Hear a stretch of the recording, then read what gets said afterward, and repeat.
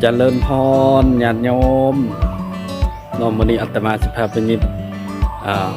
บังคันหาไว้บูชาวันพระวันศีลไปวัดไปว่าไปทำบุญศีลกินทานตามบ้านตามเมืองต่างๆเนาะมื้อนี้ก็สิพาไปยิบบังคันหาแบบง่ายๆแบบง่ายๆผู้ใดก็เฮ็ดได้เนาะถ้าว่าพร้อมแล้วก็ฝากกดไลค์กดแชร์กดติดตามเพื่อเป็นกำลังใจเฮ็ดคลิปต่อไปเนาะญาติโยมเมื่อพร้อมแล้วก็ไปติดตามชมกันเลยเมื่อหลังจากนั้นเราก็มาแทกวัดขนาดตองเนาะเฮาสีตองประมาณอยู่30เซนยาวประมาณ30เซนตองขนาดก็เลือกเอาเลยก็ได้เนาะญาติโยมเลือกไปตามมักตามความมักความต้องการได้เลยเนาะส่วนอาตมาจะใส่อยู่30เซน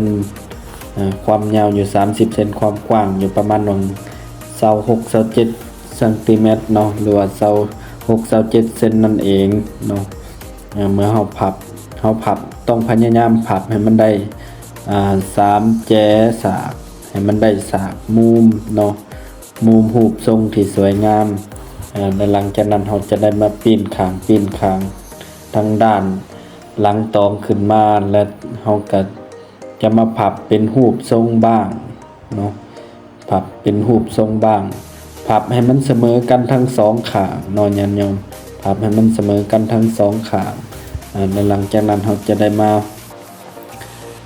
แนมเบิงเล็งเบิงเมื่อมันเสมอแล้วเราจะใส่กะลับเฟอร์หรือว่าแม็กหนีบไว้กันบ่ให้มันหลุดเนาะส่วนตองเนาะทางหลังเนาะจะมาจับอีกเทื่อนึงเพื่อให้มันอยู่รูปทรงคงตัวเนาะและหลังจากนั้นตองมันส่วนเกินเนาะเราจะใส่มีดตัดออกเนาะอันนี้มันสั้นตัวที่1มันสำเร็จลงไปแล้วเราก็มาประกอบสั้นตัวที่2เราห่อสั้นตัวที่2สำหรับบ้างเนาะมันจะมีอยู่2สั้น3สั้นก็ได้เนาะอิงตามความมักส่วนอันนี้จะเฮ็ดเป็น2สั้นเนาะเฮ็ดเป็น2สั้นเราห่อแล้วเราจะหนีบไว้เนาะเมื่อเราหนีบไว้แล้วเนาะเราจะเอาใบตองตัวที่3เนาะมาห่อเป็นสั้นตัวที่สั้นที่3ลงมาเนาะห่อกับจัดเรียงให้มันเสมอกันเนาะเพื่อความละเอียดงามเนาะและหลังจากนั้นเราจะใส่แม็กหรือว่ากะลับเพื่อหนีบไว้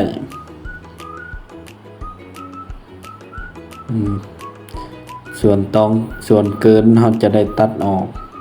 หลังจากเราตัดออกแล้วเราจะได้มันเล็งเบิ่งวัดขนาดเรามักบางตื้น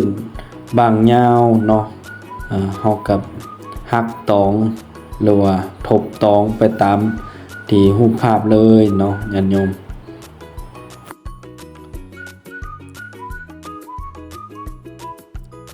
ส่วนข้างหลังเนาะเมื่อเราพับลงไปเราพยายามบ่ให้ตองเนาะมันออกถ้าว่าตองมันออกมันจะเก็บเนาะส่วนข้างหลังเนาะส่วนข้างหลังบ้างมันจะบ่สวยเนาะมันจะบ่สวยงามเมื่อส่วนเกิน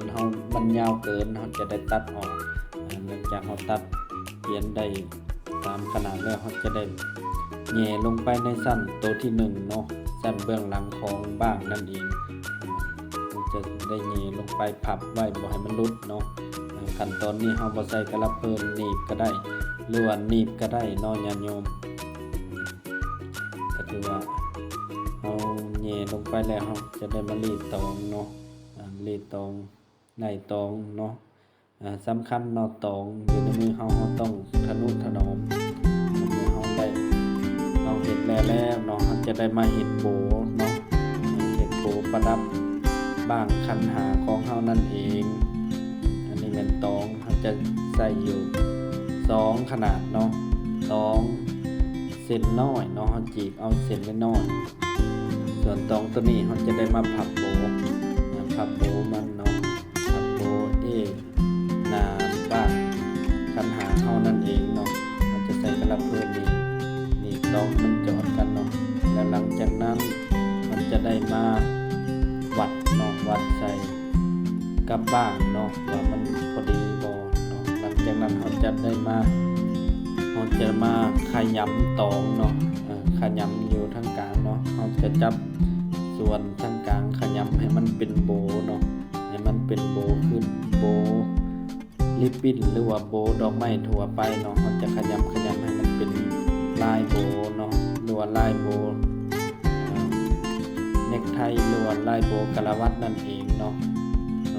อันนี้ก็เป็นรูปร่างหน้าตาโบเนาะเมื่อเฮาพับ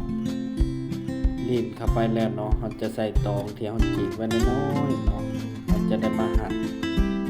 ส่วนตรงกลางเนาะตรงกลางของโบเฮาพับเข้าไปนั่นเองเราจะพับครับยิ่งเอาตองน้อยหักไว้เนาะส่วนตองส่วนเกินมันเหลือเราจะตัดออกแล้วเราจะใส่กระเพาะมีไว้เนาะมีไว้ย่ำเข้าไป2ลูก3ลูกเพื่อความแน่นเนาะแล้วเราก็ตัดส่วนเกินออกแล้วเราก็มาจัดเบิ่งเนาะจัดเบิ่งเราได้ตามแบบตามความมักเราแล้วเนาะเราจะได้มาแปะใส่เนาะใส่อันนี้แม่นแนะนำให้ใส่ปืนกาวเด้อญาติโยมใส่ปืนกาวจอดให้มันแน่นเนาะอันนี้เป็นส่วนหน้าตาที่จอดปืนกาวแล้วเนาะและหลังจากนั้นเราจะได้ไปเนาะดอกไม้ใส่ดอกไม้เนาะอันนี้ก็เป็นรูปร่างที่ใส่ดอกไม้แล้วเนาะฝากญาติโยมกดไลค์กดแชร์กดส่งดวงใจคอมเมนต์อยู่ที่ใต้ล่างคลิปเลยเนาะขอขอบใจขอเจริญพร